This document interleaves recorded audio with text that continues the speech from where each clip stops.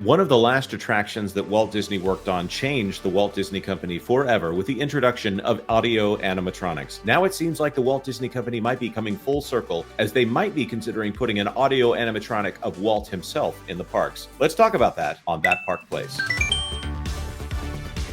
Hello, I am Jonas J. Campbell, an investigative reporter for That Park Place, and here with me is the guy that I go to for all of my theme park questions, Mr. Vash Sky. Vash, one little spark, man. Tell us what's going on. Disneyland files permit for $5 million update to Great Moments with Mr. Lincoln. The Disneyland Resort has filed a permit with a valuation of $5 million for updates to the Great Moments with Mr. Lincoln attraction. The work listed in the permit includes work to replace an existing platform, install a new turntable, work on show elements, as well as lighting and audio systems.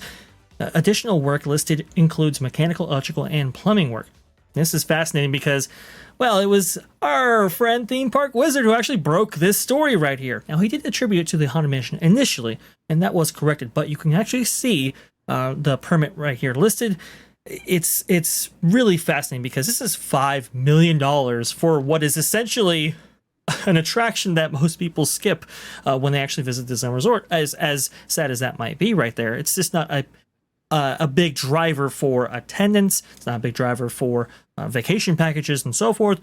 So to have this amount of money applied to this states that they're going to be doing a lot to this specific attraction. You can see right here, the 10,500 square foot section of this permit right here is very, very key. You can see replace existing platform, install new turntable, show elements, all the things we referenced before. However, like I said before, Haunted Mansion was the initial attraction reference. Scott Gustin later replied to Theme Park Wizard and corrected that, saying, "I don't think this permit is related to the Haunted Mansion. This permit mentions Block 700 on Main Street. And I found multiple old permits referencing the same block as the Lincoln Theater. The building is also exactly 10,500 square feet. Great Moments closed on April 16th for rehab, and it absolutely did, and it has not been listed on the calendar for when it is going to open. So this is a substantial refurbishment, or maybe even a reimagining that is taking place right here in the Great Moments Mr. Lincoln or Opera House Theater." That's amazing. First of all, I love it when all these people collaborate together. It makes you wonder, because everyone always accused Scott of being some kind of him having some kind of access. We've seen some indication that he has maybe more access than Disney wants him to have on certain issues. But that is so specific, and that's a great catch from Scott if that's true. Of course.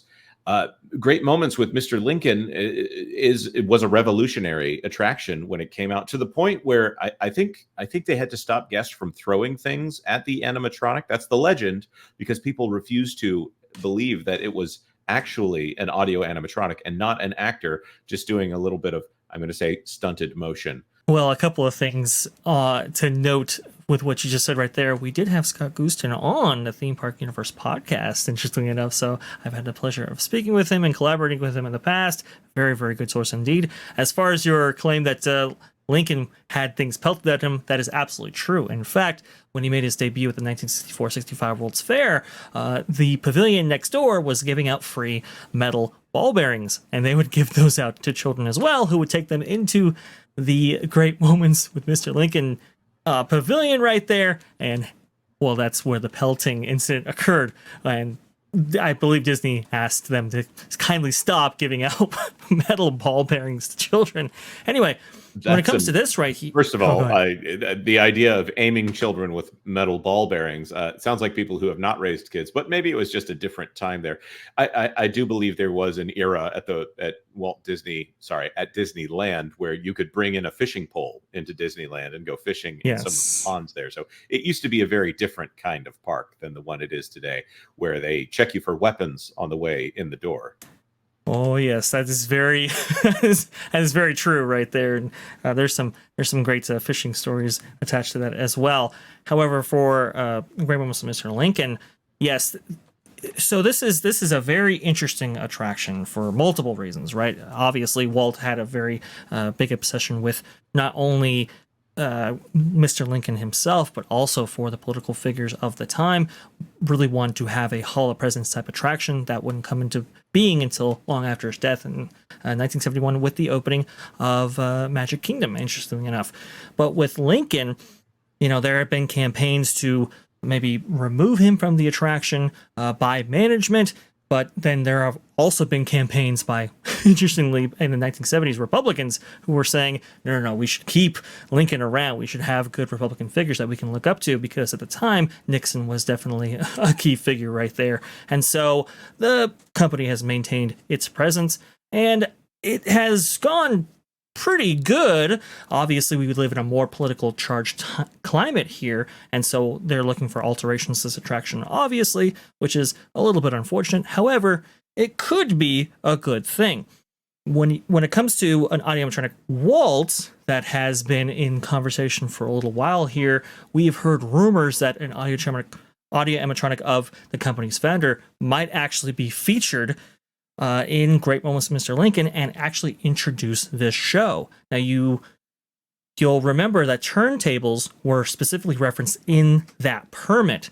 If you remember the Country Bear Jamboree and how that works, those audio-animatronics are on a turntable. So whenever the curtains are drawn, at least on the sides anyway, you'll see a new bear in that position. I believe they might be going with a similar system here, so that Walt introduces the show and then Lincoln then performs afterwards. I think that's going to be how this works here.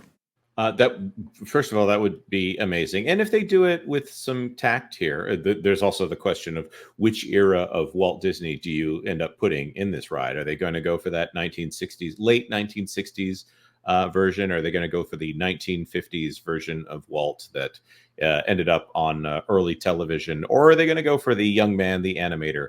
Well, we've seen the AI depictions of Walt, that traveling 100-year anniversary tour that we heard about. There was an AI Walt there, and it was the 1960s version. It was the old man, the one that is highly recognizable. That is the version of Walt that was actually featured right there. I'm thinking they're going to go with the same thing. Interesting, because this space has been home to several Walt exhibits in the past.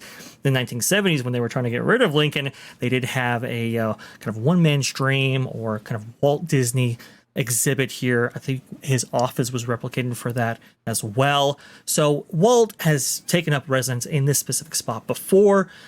He currently introduces Lincoln via the pre-show right now. It's a separate room, and it's a video presentation based heavily off of, I believe, A Wonderful World of Color special that he had introducing this attraction to the world.